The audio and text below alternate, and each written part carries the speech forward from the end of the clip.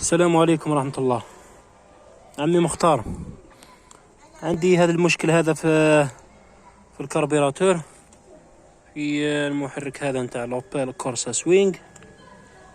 كي نوضها كسيراتور تنوض، و كي نطلق لها رالون تطفى. ما فهمتش يعني المشكل هذا عمي مختار، الله يرحم لك الوالدين اذا قدرت تعاوننا بمعلومة و كي تقول لي وين راهو المشكل.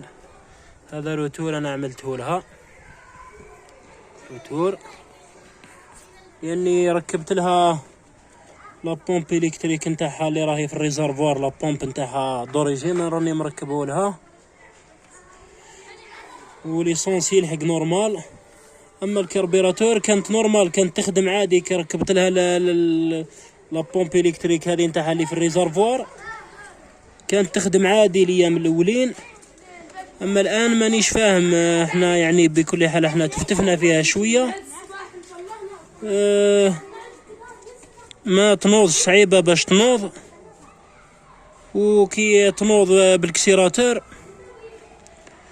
وكي تنوض نطلق لها رالون ترقد.